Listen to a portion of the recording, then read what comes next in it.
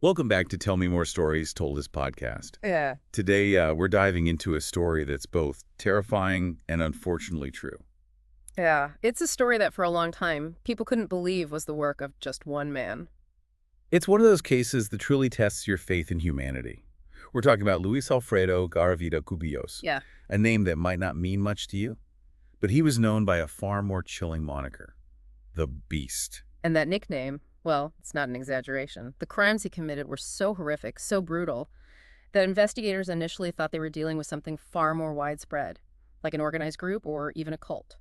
Yeah, it's understandable why they jumped to that conclusion. When you look at the sheer scale of the crimes, the geographical spread, and the level of violence, it seemed almost impossible that one person could be responsible. So let's set the scene for our listeners. We're talking about Colombia in the 1990s, a country grappling with poverty, social unrest, and a long-running internal conflict. This backdrop of instability created a climate where certain crimes could go unnoticed for longer, especially those targeting the most vulnerable members of society. Exactly. And that's where Garavito's story really takes a dark turn. He preyed on young boys, often from impoverished backgrounds, who were easy to manipulate and less likely to be missed. It's chilling to think that he used their circumstances against them, exploiting their need for money, food, or just a bit of kindness. It's a textbook example of how predators can use seemingly innocuous tactics to gain trust and access to their victims. And it wasn't just about opportunity, it was calculated. Garavito was a master manipulator. He would use disguises, sometimes posing as a priest or a teacher, figures that naturally inspire trust, especially among young children. Can you imagine? A priest, a symbol of comfort and guidance, using that very image to lure children into danger. It's a betrayal of trust on a level that's hard to comprehend. Yeah, this case really underscores the importance of being aware of the signs of grooming, even in those we might perceive as trustworthy. It's a reminder that predators can be anyone, and they often hide in plain sight. And while investigators were grappling with these seemingly unconnected crimes, something truly horrifying was coming to light. Think about it. The early 1990s. Pre-internet, pre-widespread DNA analysis. Investigators were relying on traditional methods, witness statements, physical evidence, and good old-fashioned detective work. It was a painstaking process. And then came a discovery that would change everything. The discovery of mass graves. These weren't just isolated incidents anymore. The sheer number of bodies found in these clandestine graves sent shockwaves through Colombia and brought the investigation into sharp focus. This was a serial killer, and his brutality was unlike anything they had seen before. I want to pause here for a moment and talk about the impact of this discovery, not just on the investigation, but on the Colombian people. Imagine the fear, the grief, the sense of vulnerability that must have gripped the nation. It's hard to overstate the psychological impact. This wasn't just a crime, it was a violation of innocence, a shattering of the social fabric. And for the families of the victims. The discovery of these mass graves brought a mixture of relief and unimaginable sorrow. Finally, they had some answers. But the confirmation of their worst fears came at a devastating cost. Yeah, the mass graves also provided crucial forensic evidence. Nylon cords, liquor bottle caps, items that were consistently found at the crime scenes. These seemingly insignificant details became the threads that investigators used to weave together a tapestry of Garavito's movements and ultimately his identity. It's a testament to the persistence of those investigators, their refusal to give up, even when faced with the most horrific of crimes. It's also important to acknowledge the bravery of the survivors who came forward. Their willingness to share their stories, to relive their trauma, was instrumental in building a case against Garavito. Speaking of survivors, Garavito's reign of terror finally came to an end after a failed attempt to assault a 12-year-old boy. This boy's bravery, along with the quick thinking of a witness who alerted the authorities, was a turning point. It's a stark reminder that sometimes it takes a collective effort, a combination of luck and courage, to bring these predators to justice. Before we move on, if you're finding this deep dive as captivating as we are, make sure to hit that subscribe button so you don't miss any future episodes of Tell Me More.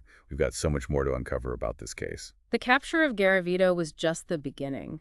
What followed was a long and arduous process of uncovering the full extent of his crimes, a process that would shake Colombia to its core and force the nation to confront some uncomfortable truths about itself. So Garavito's arrest wasn't the end. It was just the start of a long and difficult journey to uncover the full scale of his crimes. It was a journey that would force Colombia to face some hard truths about its society. Yeah, I can only imagine the pressure investigators were under. Here they had this man in custody, this self-proclaimed beast, and they had to try to piece together years of his crimes, hoping to bring some measure of closure to the families of the victims. And the confession itself, well, it was like opening Pandora's box. Garavito started talking, and what he revealed was truly horrifying.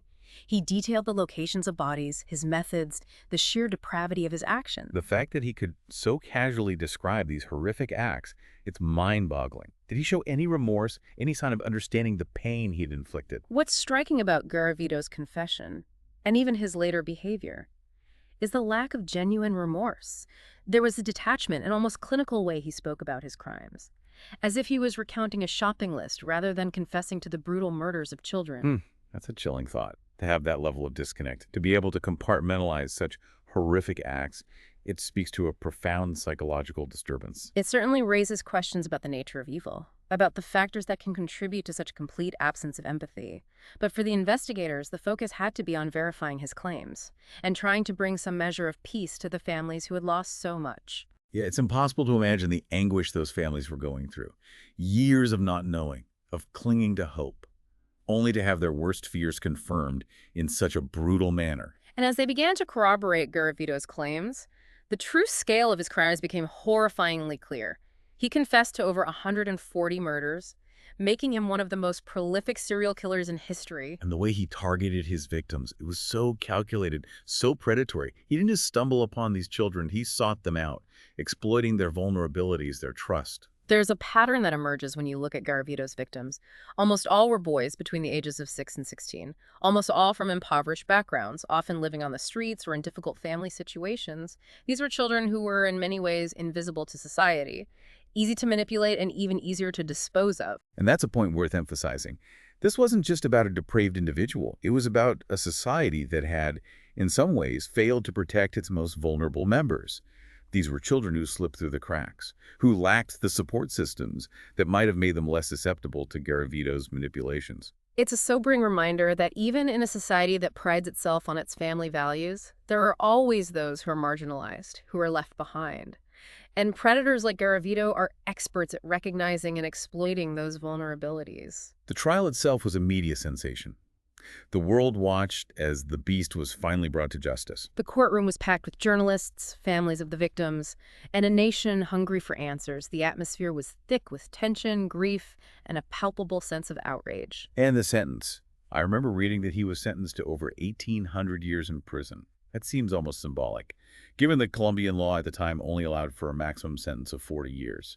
It was a symbolic gesture, a way for the court to acknowledge the gravity of his crimes, even if the actual punishment couldn't reflect the true extent of his depravity.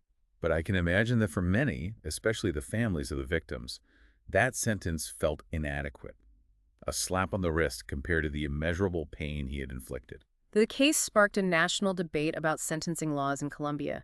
Many argued that the legal system wasn't equipped to deal with crimes of this magnitude, that the punishment should fit the crime no matter how horrific. And it wasn't just about the legal system. This case exposed deep-seated issues within Colombian society itself. Poverty, inequality, the ease with which children could disappear without a trace. It forced the nation to confront some uncomfortable truths about itself.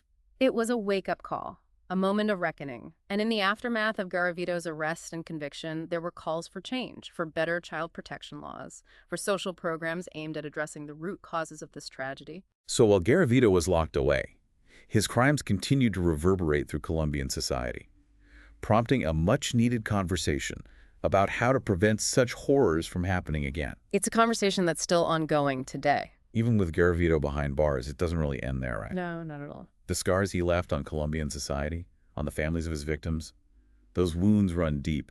Absolutely. For many, Garavito's imprisonment brought a sense of relief, knowing he could no longer harm anyone else. But it also marked the beginning of a long and painful journey of healing and seeking justice. Yeah, and that journey wasn't just for the families directly affected.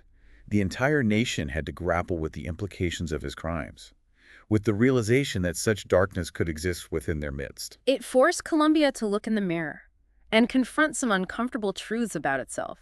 It exposed weaknesses in the social safety net, in law enforcement, and in the very fabric of society. And while there were calls for reform, for greater protection of children, for addressing the root causes of poverty and inequality, those changes don't happen overnight. It's a long and ongoing process, and it requires a collective effort from all levels of society.